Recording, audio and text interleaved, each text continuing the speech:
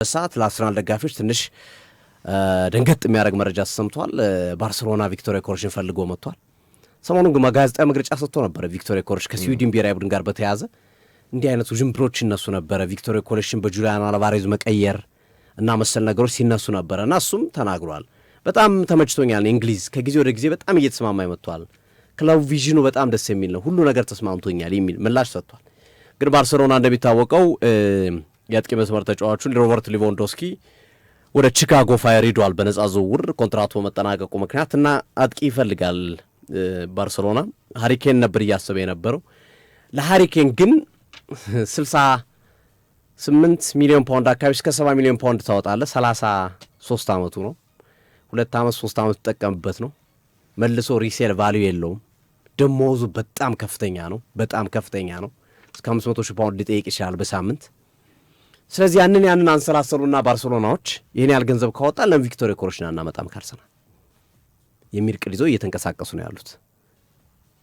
በአርሰናል ተጫዋቹ በእርግጥ የሚካኤል አርቴታ ዘመን ኮከብ ጎል አግቢውን የጨረሰ ተጫዋች ነው፣ ግን በሚገባው ልክ በስፖርቲንግ ሊዝበን በነበረው ልክ ግን ፐርፎርም አድርጓል የሚለው ጥያቄ የሚያስነሳ ነው። ጎል አዳኝነቱ ቀንሷል።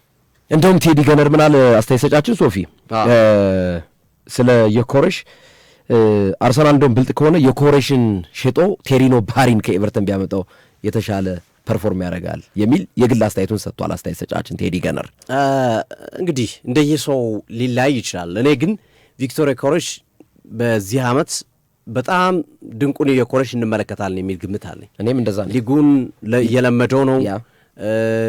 ተመልከቱ ቁጥሮቹን ከ6 ወር በፊት የነበሩትን ቁጥሮችና ከ6 ወር በኋላ እስከ ጥር የነበሩት ቁጥሮቹና ከጥር በኋላ ያሉት ቁጥሮቹ የተለያዩ ናቸው። በብሔራዊ ቡድን ደረጃም በክለብ ደረጃም ከጥር ወዲህ እኮ ከነ ሃላንድ የበለጠ ጎል አስቆጥሯል ቪክቶሪያ ኮርሽ። የጎል ተሳትፎ አለው በሁሉም ውድድሮች ላይ ቪክቶሪያ ኮርሽ ካለፈው ጥር ወር ወዲህ ወደዚህ። ከጥር በፊት ቁጥሮቹ ጥሩ አልነበረም። ካለመላመድ፣ ሊጉን ካለማወቅ፣ ያጫወት መንገድ ካለመግባባት ከተጫዋቾቹ ጋር አሁን እየተግባባ እየለመደ ሲሄድ ብዙ ነገሮችን ማድረግ የሚችል ተጫዋች ይመስለኛል። አርሰናል በቀላሉ ይለቋል የሚል እምነት የለኝም። ይህንን ተጫዋች ሆነን ለመናገር ግን ባርሴሎና ግን ጥሩ ዘዴን የዘየዱ ሆነን ለመናገር ልክ ናቸው። ሃሪኬን አምጥተህ ቢጎዳ እኮ በቃ ገንዘብ ውሃ በላው ማለት ነው። ልክ እንደ ኡጋርቴ ነው የምትሆነው። በቃ ኡጋርቴ እንደውም ገና ነው እድሜው እኮ ግርምዬ። ሃሪኬን እኮ እድሜው እየጨረሰ ነው።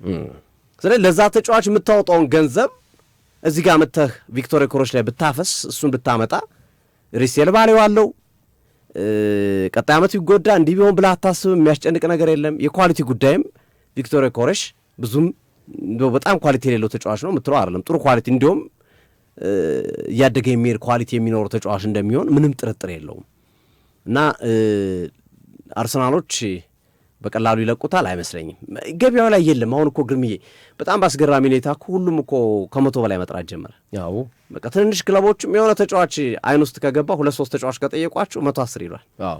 2-3 ክለብ ከጠየቁ 120 ይሏል። በተለይ የኢሊዮት አንደርሰን ብዙ ነገር አውቃውሳል እንዲቃወስ አድርጓል። ምን ጥያቄ እንደ አስቶን ቪላ እኮ ከ5 ምርጥ የፕሪሚየር ሊጉ ተጫዋቾች አንዱ ነው ሞርጋን ሮጀርስ። በእነ ኢሊዮት አንደርሰን ተርታ ከነሱ በላይ የሆነ በፕሪሚየር ሊጉ ካሉ 5 ምርጥ ተጫዋቾች አንዱ ሞርጋን ሮጀርስ ነው። 5 ጥሩ ከ5ቱ አንዱ የኛ ነው። ስለዚህ ይህን ተጫዋች ለምንድን ነው በ80 በ90 ምን ሸጠው? ከኢሊዮት አንደርሰን ገንዘብ በላይ አቅርቡ ነው ያላቸው አርሰናል 130 ሚሊዮን ፓውንድ። ፓሪስ ሴን ጀርመን ባርኮላን ሲጠየቅ ከኢሊዮት አንደርሰን ሃንስም የኛ ተጫዋች 116 የሚከፍል ካለ መውሰድ ይችላሉ የሚል መረጃዎችን አያይዞ እያወጡ ነው የሚገኙት። ስለዚህ ምናልባት ከአስቶን ቪላ ጋር ተያይዞ ከአውሮፓ እግር ኳስ ማህበር ቅጣት ተቀጥቶ ከፍተኛ ገንዘብ ተቀጥቷል ወደ 23 ሚሊዮን ዩሮ አካባቢ። እሱ ካስገደደው ካልሆነ በስተቀር እሱ አስገድዶት ዋጋውን ካልቀነሰው በስተቀር የመቀነስ እድሉ ጠባቢ ይመስላል እና እንደዚህ አይነት ነገሮች እየተመለከቱ ነው። ሌላው ከአርሰናል ጋር ተያይዞ ኬፓ ነው። ኬፓ በጣሊያን ሴሪያ ክለብ በትልቁ እየተፈለገ የሚገኝ ተጫዋች ነው። በአርሰናል ቋሚ 11 እንደማያገኝ ግልጽ ነው፣ አውቆታል። ግን እሱ አቋሜ በቋሚ 11 ማጫወት የሚችል ነው፣ ሌላ ክለብ ይዤ ብጫወት መጫወት የሚችል ነው የሚል አቋም እንዳለውና እሱን መሰረት አድርጎ ኬፓ አሪዛባላጋ ወደ ጣሊያን ሴሪኤ ወደ ጁቬንቱስ፣ ኢንተር ሚላን፣ ኤሲ ሚላን ወደ መሳሰሉ ክለቦች ለመሄድ እየሰራ ነው የሚገኘው። በነገራችን ላይ ስለ ኤሲ ሚላን ካነሳን ስለ ሴሪኤ ሮበን አሞሪም ሜሰን ማውንትን እንደሚፈልጉም ተናግረዋል። እየሰሩበት ነው ያሉት ሜሰን ማውንትን ከማንቸስተር ዩናይትድ ለማስኮብለል። ዞሮ አርሰናል ላይ ስላለን አሁን ኬፓ ወደ ጣሊያን ሊሄድ ነው ቋሚ 11 ገብቶ ወደሚጫወትበት ክለብ እና አርሰናል ያው ኮንትራት አለው ይሸጠዋል። ቢያንስ አምና የገዛበትን 5 ያገኛል ቢያንስ እንግዲህ 1 ዓመት ተገልግሎበት ማለት ነው። እና በምትኩ ኤሊያን ሚሌ በሊድስ ዩናይትድ በተለይ አሰልጣኝ ማርሴሎ ቤልሳ በነበረበት ጊዜ ምናውቀው ነው። ገና በ19 በ20 ዓመቱ የፕሪሚየር ሊጉ ቁጥር 1 ግብ ጠባቂ መሆን የቻለ ተጫዋች ነው ኤሊያን ሚሌ። ይህንን ተጫዋች አርሰናል ለማምጣት በትልቁ እየሰራ ያለበት ሂደት እየሰማን ያለ ነው።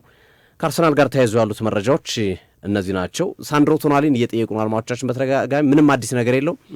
ሲቲም ቶተንሃምና አርሰናል እየተፎካከሩ ነው። ማንቸስተር ዩናይትድም አርሰናል ግን ሞር ብሩኖ ጊማሬሽ ላይ እያየሁት ነው። ዛሬም አሁን ዴይሊ ሜል በትልቁ ይዞት ወጥቷል። ብሩኖ ጊማሬሽ ላይ ነው ትኩረት ያደረገው። በድጋሚ ሁለተኛውን ዝውውር ለማቅረብ ገንዘብ ይዘው እንደሚሄዱ ነው እየገለጹ የሚገኙትና ሞር ብሩኖ ጊማሬሽ ላይ የጉማሬሽ ጉዳይ አርሰናሎች ብዙ አትጠራጠሩ የሚያልቅ ዝውውር ይመስላል። የዝውውር ጉዳይ ስለማይታወቅ ነው ነገራችን። አንድ ምሳሌ ይህን የምለው አርሰናል ከቼልሲ ዴቪድ ሉዊዝን ሲያስፈርም ታስታውሳለህ ግርሜ? ያንን ዝውውር የጨረሱ ሰው ካይ ይባላሉ። ብራዚላዊ ናቸው።